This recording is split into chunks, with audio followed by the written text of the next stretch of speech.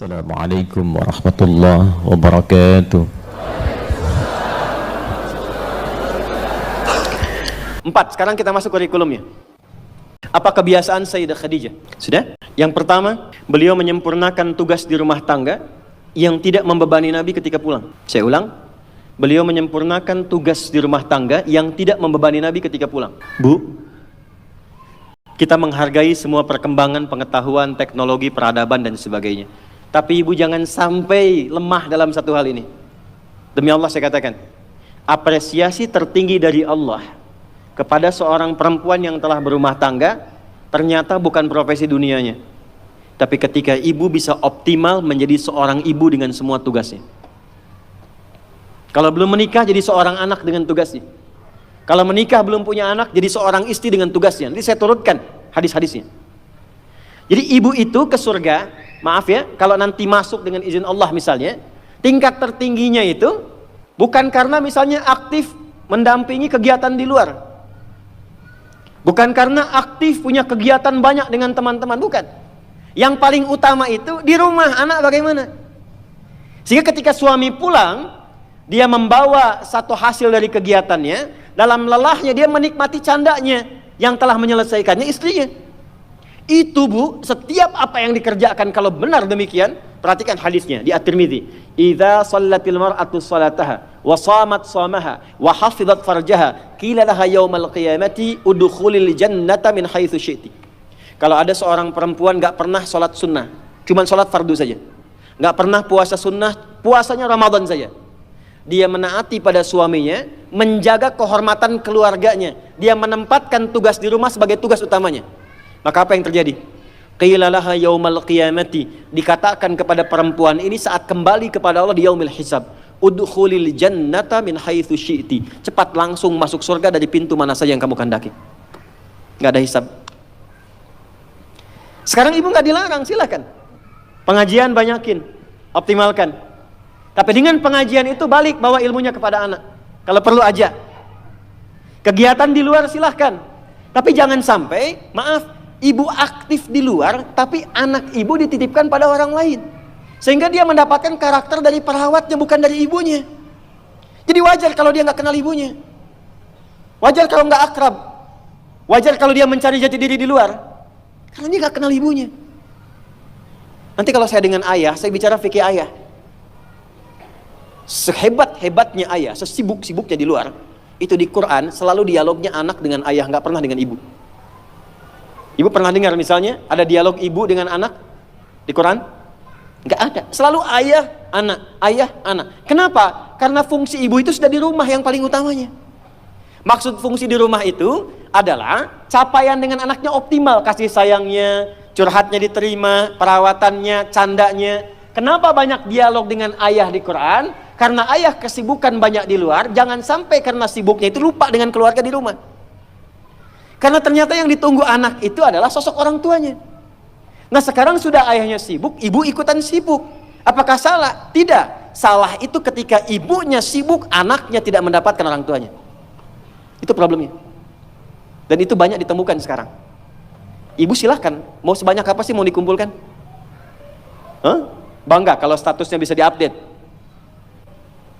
Bangga kalau sudah banyak penampilan bisa dirubah. Ibu nggak khawatir kalau anaknya mencari perhatian di luar. Ibu nggak pernah bahkan sempat menyapanya, cuman ketemu berangkat tidur ketemu lagi. Lalu apa yang mau dicari dari apa yang dikumpulkan itu? Saya ini kalau pulang, sejak saya punya anak pertama, sekarang punya anak yang kelima, tidak pernah saya pulang nyampe rumah dipanggil dengan panggilan yang biasa teman-teman panggil, Ustadz, Kiai, Syekh. Nggak pernah saya pulang datang rumah, Kiai, nggak ada. Ustadz. Dari dulu anak saya ketika saya pulang datang, dia tunggu, bahkan ada yang nunggu sampai jam 11 malam. Anak usia 3-4 tahun nunggu sampai jam 10, jam 11. Buya kapan pulang? Saya kalau kemanapun ada tas bu yang saya bawa, di dalamnya ada hasil karya anak kami yang paling kecil. Dia gambar-gambar lama, kasih love. Kemudian kasih kayak orang-orangan dia gambar, dia tuliskan, minta tolong kepada kakaknya nomor 2 yang perempuan, tuliskan I love you Buya. Dan dia cuma tunggu ayahnya. Yang dia pengen bapaknya. Jadi begitu pulang ke rumah, dia tunggu, dibuka pintunya, Buya. Gak pernah dia panggil Ustaz gitu. Gak ada. Ya, main kuda-kudaan yuk. Ya udah jadi kuda kita jam 11 malam. Tidur. Tapi itu yang indah. Dan itu sesuatu yang sangat luar biasa. Nah, Sayyidah Khadijah itu sebelum Nabi pulang itu sudah khatam. Makanya kita belum pernah dengar kan kisah cerita Fatimah merewelkan Nabi. Pernah nggak? Umi Kulthum merepotkan Nabi? Nggak ada. Dan selalu silent kisahnya. Pulang ke rumah itu selalu kisah di rumah itu tenang. Nggak ada satupun bab problem rumah tangga Nabi dengan anak, nggak ada. Siapa perannya? Sayyidah Khadijah, karena beliau mengerti optimalnya harus dari beliau, sehingga ketika suami pulang nggak ada diskusi beban lagi yang bertambah untuknya. Silahkan punya aktivitas di luar rumah, tapi ibu akan dimuliakan sebagai seorang ibu, anak dan istri ketika pulang kembali ke akhirat kelak. Itu satu. Dua, saya agak cepat sekali. Yang pertama prioritas keluarga bu, anak, untuk ibu ya. Selanjutnya harta. Mohon maaf sebesar-besarnya. Sayyidah Khadijah walaupun mendapatkan penghasilan dari aktivitas dagangnya, tidak pernah menjadikan bagian harta beliau hanya untuk dikuasai bagi pribadinya. Dan gak pernah ada perjanjian pranikah misalnya. Ya Muhammad SAW, saya nikah punya harta segini ya. Kalau nanti ada kejadian ini jangan diambil ya, gak pernah. Apapun yang diusahakan, maka dikumpulkan menjadi satu untuk mensupport cita-cita mendapatkan yang tertinggi di hadapan Allah. Ibu apapun yang didapatkan kalau punya penghasilan, pendapatan dan sebagainya, dudukan jadi satu sebagai harta keluarga bersama. Rumuskan untuk anak-anak. Anak pertama mau kemana? Bikin tabungan, bikin persiapan. Anak kedua seperti apa? Anak ketiga bagaimana? Bicara dengan suami. Maka ini diantara ciri yang pernah diajarkan oleh Sayyidah Khadijah. Sekalipun dagangannya cukup banyak, tapi semua yang dihasilkan untuk mensupport kegiatan yang diarahkan pada tujuan yang sama, surga. Jelas? Oke, yang terakhir. Ini saya pun mengakui saya agak kurang di sini. Sehingga kalau istri saya lihat juga, insya Allah nggak akan protes. Meluangkan waktu untuk diskusi. Bicara, ngobrol. Saya ulang ya, meluangkan waktu untuk diskusi, bicara, ngobrol yang saling menguatkan, bukan mengungkit kekurangan. Tuh. Nabi Muhammad sibuk gak? Sibuk gak? Banyak tantangan gak? Tapi ketika pulang ke rumah, ngobrolnya itu dengan Sayyidah Khadijah selalu yang baik-baik, yang romantis, yang saling menguatkan. Gak pernah ada satupun kalimat tercatat di dalam lisan Sayyidah Khadijah, kenapa sih begitu sibuk? Datang ke rumah cuma bawa masalah. Kenapa sih gak punya waktu? Kenapa sih banyak kegiatan di luar? Tapi ketika pulang ke rumah, aku selalu mendukungmu. Nabi mengatakan kegiatanku ini, dan ini. Aku akan berangkat ke sini menemui si fulan. Baiklah, siapkan, optimalkan, Allah pasti melindungi. Sehingga semua kegiatan, beban yang dirasakan, itu ketika berangkat gak sendirian. Jadi beliau pun dalam sendirian pun merasakan aura-aura Sayyidah Khadijah. Mau berangkat kerja, merasakan pesan dari istri. Pulang dari situ, ditinggal pun istri merasakan pesan dari suami. Ini yang harus dioptimalkan. Dan ibu, apa yang terjadi? Ketika dimanapun suami beraktivitas dengan pola seperti ini, maka Allah menjaga ikatan pertalian rumah tangganya, sehingga dijaga dari sifat-sifat rentan yang kemungkinan bergeser atau menodai kehidupan rumah tangganya. Maaf, ini bahasanya agak halus ya. Jadi kalau ada godaan dari pihak lain itu tidak mudah untuk mendapatinya, karena kalimat istri sudah sampai pada jiwanya. Sepeninggal beliau pun ketika Sayyidah Khadijah meninggal, itu kemimpinya terbawa. Karena kenapa? Dialognya nyambung. Khadijah, Khadijah, Khadijah. Tuh. Kebawa. Bisa nggak menciptakan suasana itu? Jadi kalau kita simpulkan, satu, tingkatkan hubungan dengan Allah lewat skema sholat dengan baik. Yang kedua, jadi ibu yang paripurna yang memperhatikan keadaan anak, keluarga dengan sempurna. Sekalipun ada aktivitas di luar, pastikan yang di dalam baik dulu. Yang ketiga, pintu dialog yang dibuka untuk saling menguatkan dengan pasangan itu terjaga, itu optimal, istiqomah aja Bu 3 itu sampai dengan meninggal.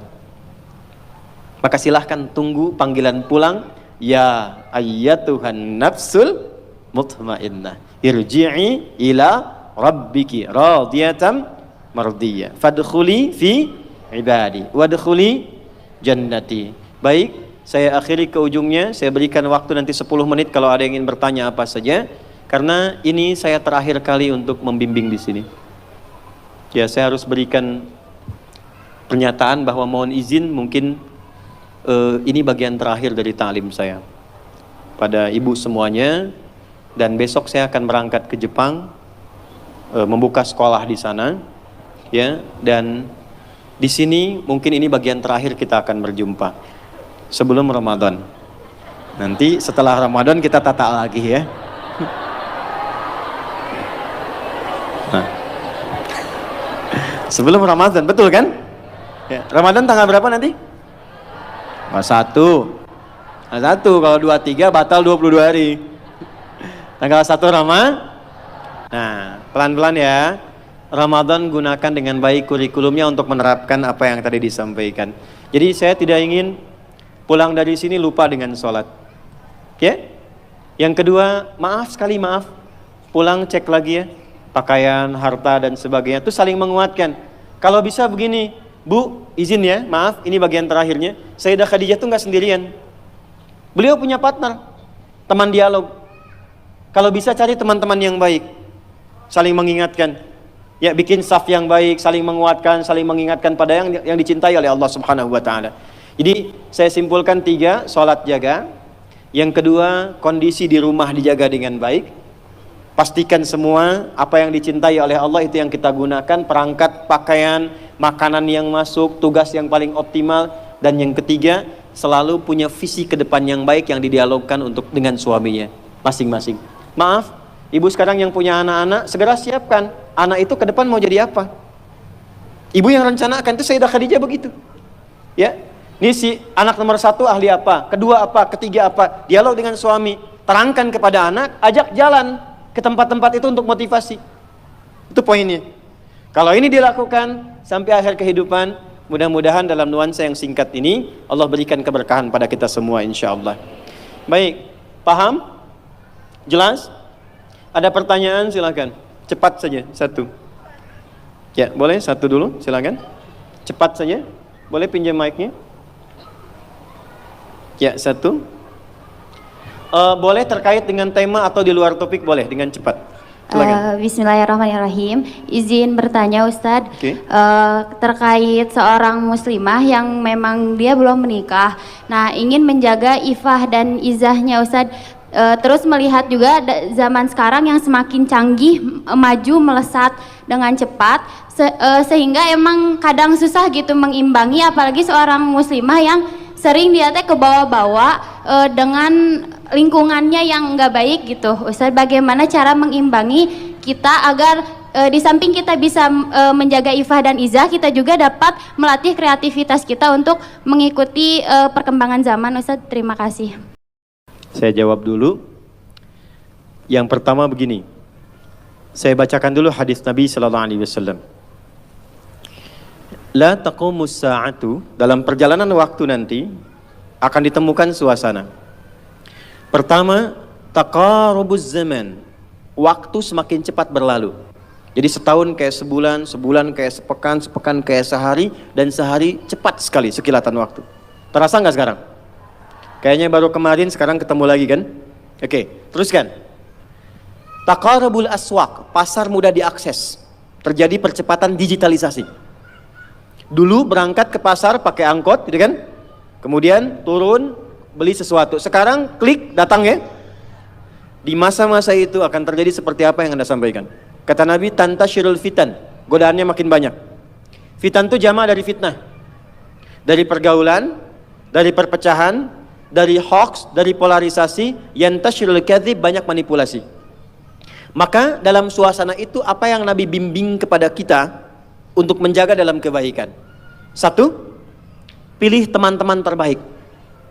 Suhbatus salihin. Kalau di perempuan, suhbatus solihat. Pertama bagaimana? Misal, lihat apa yang sekarang porsinya kita kerjakan. Anda sebagai mahasiswi misalnya, ketika berangkat cari teman-teman yang baik, yang kira-kira mendekatkan kepada Allah. Pintar, saleh, baik, bisa punya visi yang sama-sama yang baik. Sehingga apa dengan teman-teman yang baik ini? Maka jika kumpulannya ada, minimal dia akan saling menjaga. Maka Imam Nawawi menulis satu kitab, isinya 1896 hadis tentang petunjuk menemukan orang-orang yang baik. Dikenal dengan nama Riyadus Shalihin. Oke? Di Riyadus Shalihin ini yang pertama, beliau mengajarkan satu, maka setiap kita mesti punya visi dulu, program yang kita jaga. Contoh, misalnya Anda ingin jadi apa nih untuk yang Anda jaga, Anda banggakan di hadapan Allah sampai pulang. Misal, saya mau pulang kepada Allah dengan kebanggaan rutin tahajud. Saya mau pulang kepada Allah dengan kebanggaan sebagai ahli Quran. Saya pengen pulang kepada Allah dengan kebanggaan misalnya ahli sedekah. Maka dari sini bikin program. Siapkan. Saya sambil kuliah menghafal Quran. Saat akan dieksekusi, cari teman yang baik.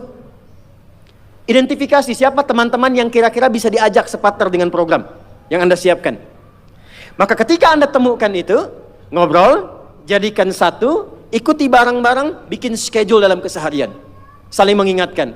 Bikin grup misalnya, bisa tahajud sama-sama, saling mengingatkan. Bisa telepon, saling setoran. Ketemu misalnya di tempat yang sama, yang dibicarakan dalam kebaikan. Konsisten dengan itu semua. 3, ketika terfikir akan berbuat yang menyimpang, maka kata para ulama, bayangkan seketika akan diwafatkan. Contoh, ada pergaulan yang tidak bagus, diajak ke tempat yang kurang baik. Ketika akan Anda hadir ke tempat itu, bayangkan seketika Anda diwafatkan oleh Allah Subhanahu wa taala.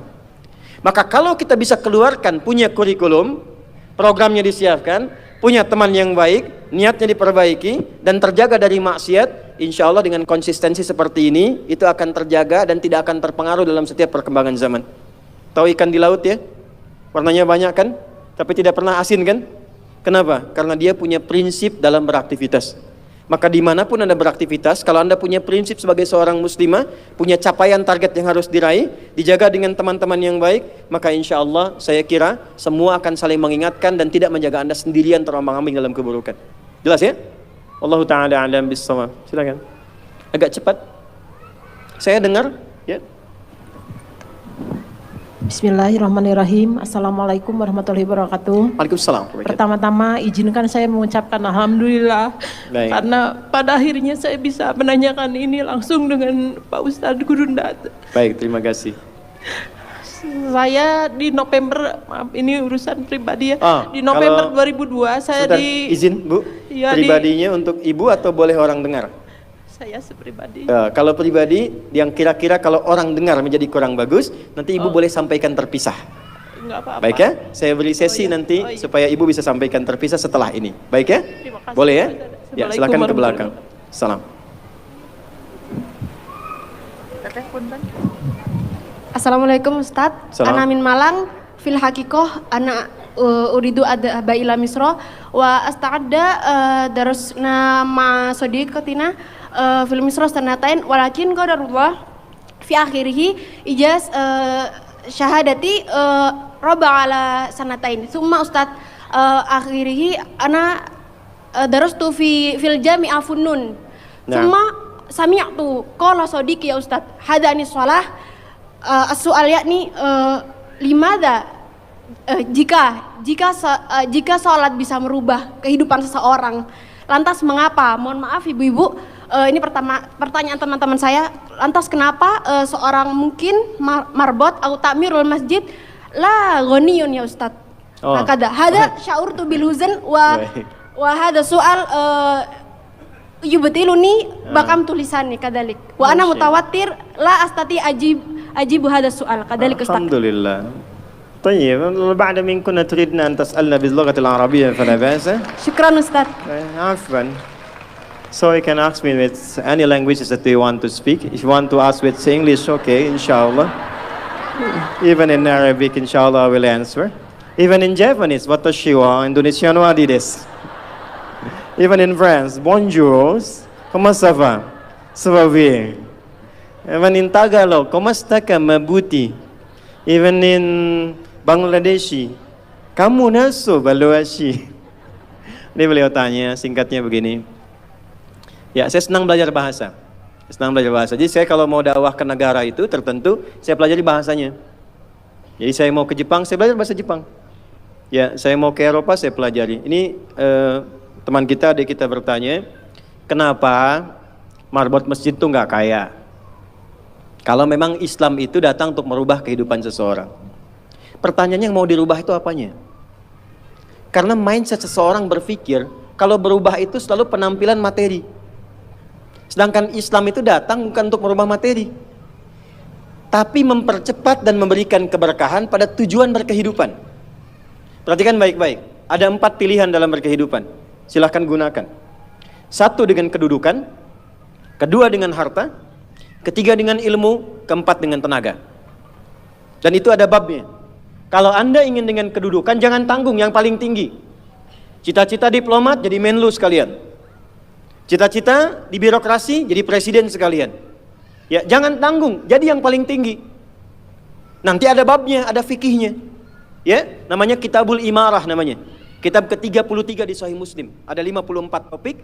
Topik ke-33-nya adalah tentang tata kelola negara. Kalau ingin kaya, jangan tanggung. Raih tingkat ketiga sekalian.